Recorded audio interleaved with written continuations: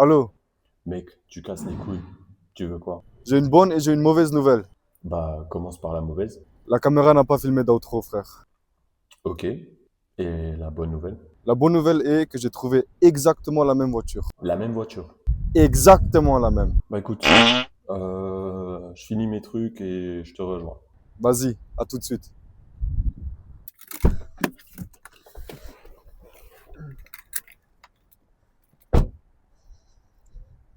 Putain, il est où le mec?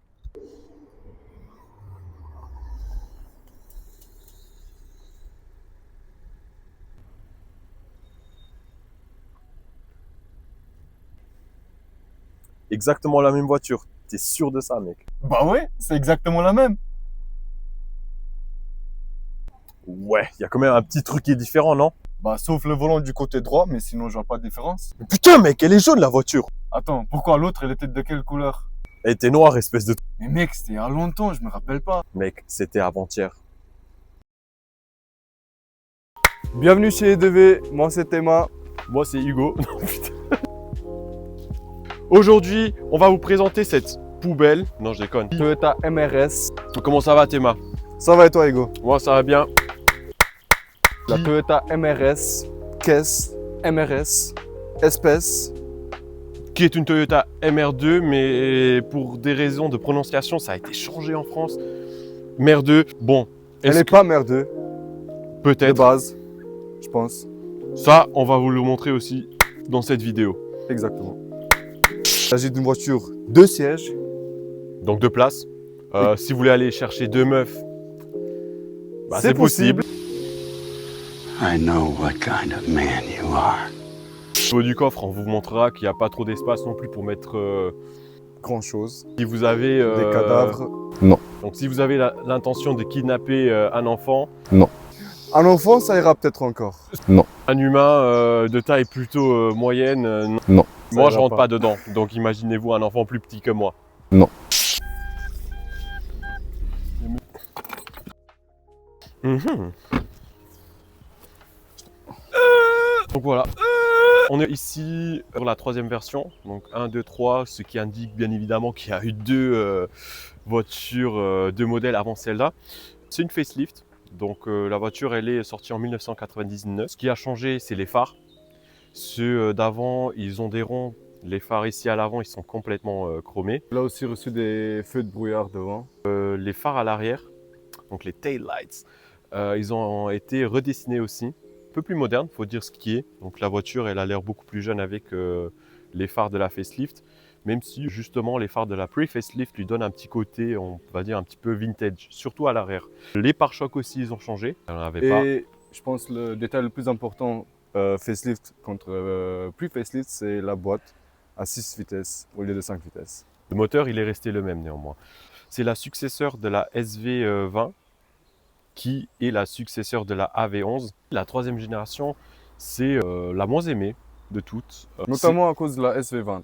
Parce que les gens ils se basaient tellement sur les 240 chevaux que quand celle-là elle est sortie avec 143, ils avaient dit oui, elle n'a pas assez de chevaux, mais ils oublient qu'elle est beaucoup plus légère, qu'elle est conçue comme une roadster, donc comme une voiture pour les virages, alors que la SV20, elle était vraiment une voiture, bah, elle était pas mal dans les virages non plus, mais elle était beaucoup plus dangereuse.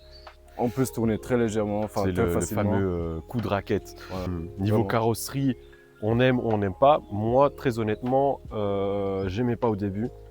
Mais avec le temps, c'est une voiture qui est juste devenue pour moi magnifique. Donc quand on la voit comme ça d'origine, c'est vrai qu'elle peut déplaire avec ses gros phares. Mais avec le temps, au final, on s'y habitue. Mais même le potentiel en styling, il y a des kits TRD de Toyota qui la rendent plus sportive, il y a des kits de... D'élargissement, donc il y a des body kits qui sont faites pour cette voiture. Et on dirait la voiture, c'est un putain de Lego. On peut démonter toute la Il y a voiture. juste le châssis qui reste. Beaucoup de gens ne savent pas, mais les voitures là, elles peuvent faire des buggy, genre.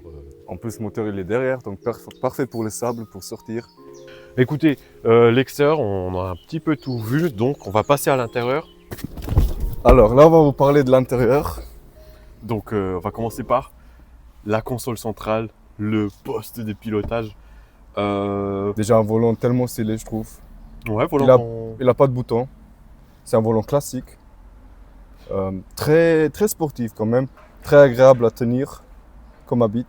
Voilà, donc le volant, il Il est plutôt bien en main. J'avoue. C'est un volant qu'on peut retrouver aussi sur la Supra. Il me semble que l'airbag il est différent. La Supra, l'IS200, la Celica et même Corolla, mais la version sportive. Et la Toyota RAV4, la première Ah ouais, c'est génération. vrai. Après, au niveau du compteur, bah, on a les tours au milieu. Comme une vraie sportive. Voilà, parce que c'est avant tout pour Un peu regarder. comme Porsche. Ouais, on s'en fout de la vitesse. Nous, ce qu'on veut savoir, c'est quand on passe les vitesses. Exact. On a quand même, on a le compteur kilométrique avec les écritures en italique. Donc, Qui il est va assez jusqu'à stylé. 200. Après. 240. Puis de l'autre côté, bah, on a la jauge d'essence et celle de la température. Donc voilà, il est assez simple. Pas trop d'écriture, enfin, c'est sobre, lisible, tout ce qu'il faut pour conduire. Alors du côté droit, on a un bouton pour Gauche. verrouiller. Alors du côté gauche, on a un bouton pour verrouiller les portes, un bouton pour verrouiller les fenêtres. Bon, après c'est un bouton qui verrouille une fenêtre. Ouais, genre, elle peut que verrouiller celle-là. Et genre en mode, c'est juste pour emmerder le passager au final. C'est genre, tu lâches une caisse, on a un bouton pour les feux anti-brouillard arrière et un bouton pour régler les phares. Ou La Non. luminosité des... ouais, La exactement. Je console. me suis trompé. C'est un bouton pour régler la luminosité du compteur kilométrique et un petit bouton pour régler les vitres, ce qui est assez cool. Donc voilà, pour une voiture de cette année, il n'y avait pas toutes les voitures qui avaient ça, mais celle-là, elle l'a.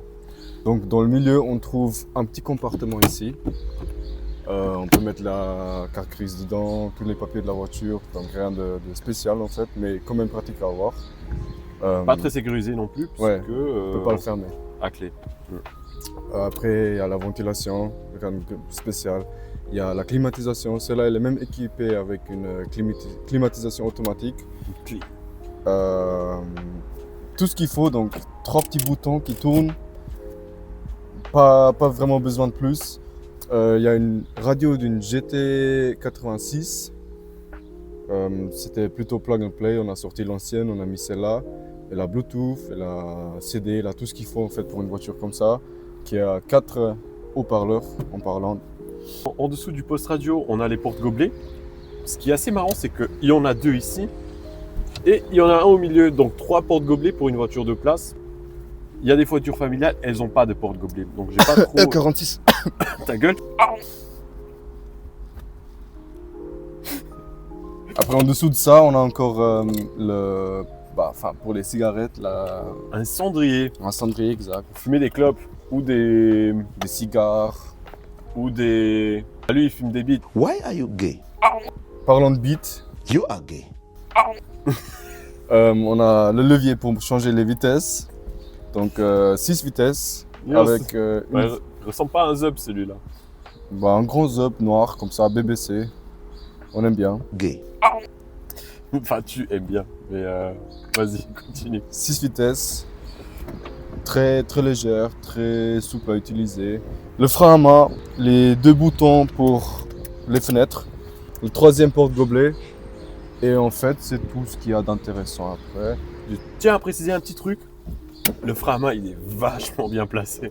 Je sais pas pourquoi ils l'ont. Enfin bon, c'est un peu son endroit, mais. Pour des petits dérapages.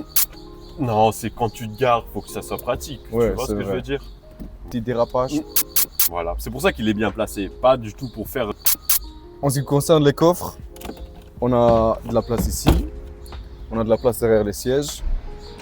On va vous montrer. Elle n'a pas de miroir ici. Question de...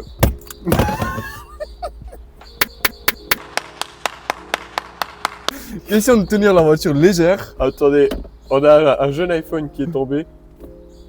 Voilà. Ça sauve quoi 3 grammes. Bah, c'est 3 grammes Ouais. plus léger, quoi. Ou c'était juste question budget, très honnêtement. Alors, on va passer à la conduite. Maintenant, on va essayer le bolide. Ne tue pas quand même, parce que voilà, je tiens à la vie un peu.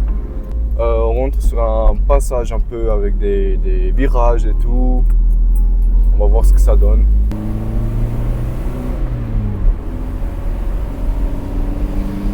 Déjà la boîte, c'est tellement un plaisir de jouer avec. c'est fluide, c'est crisp, c'est pas comme une E46 330D où ça bouge, où ça... T'es méchant, mais c'est plutôt vrai. Elle est stable. Après, Bah calme-toi, tu vas rouler bientôt, genre. Chill. Chill, frère. En ce qui concerne la tenue de route, la tenue de route. franchement, il n'y a pas beaucoup de voitures qui tiennent aussi bien. Il y a même Doug DeMuro qui a dit la même chose. Ça tient vraiment bien. Bah, elle est légère, elle pèse pas beaucoup. Elle n'a pas de moteur devant, donc c'est comme un petit karting. J'aime pas dire ça en vrai, mais c'est la vérité. Et là, on va prendre un virage un peu plus rapide, mais rien de grave. Voilà, ça tient. Jamais vu, jamais connu. Intéressant.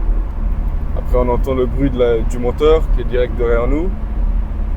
Ça fait plaisir. Et même pour une décapotable, je trouve qu'il n'y a pas beaucoup de vent qui entre parce qu'il y a cette petite fenêtre ici qui fait parce qu'il n'y a pas beaucoup de vent qui entre. Voilà. Petite moto. Ça fait plaisir. Il n'a pas de protection par contre. Hein.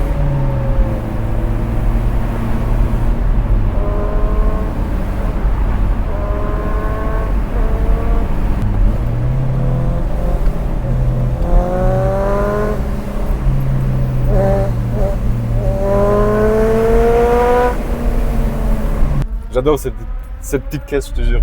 C'est Elle a incroyable. tellement de potentiel dans les virages, c'est incroyable. Ah tiens, bonjour. Bonjour monsieur. Bonjour. Alors, première impression, qu'est-ce que t'en penses? Elle Ouais, ça roule. suffit. Voilà. Voilà. Bah, c'est bon. Un peu de serré. Bah déjà la voiture elle démarre, ce qui est plutôt cool. Là on rentre dans quelques virages.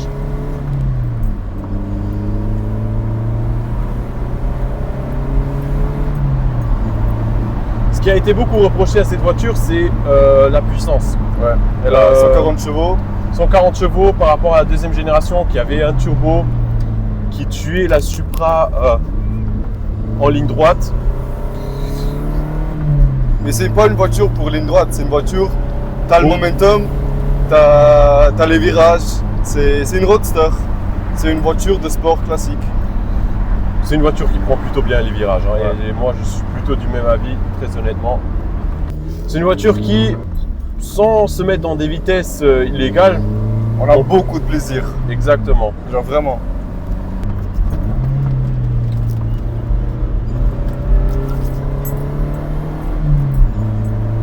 Non, c'est marrant à conduire. C'est trop fluide.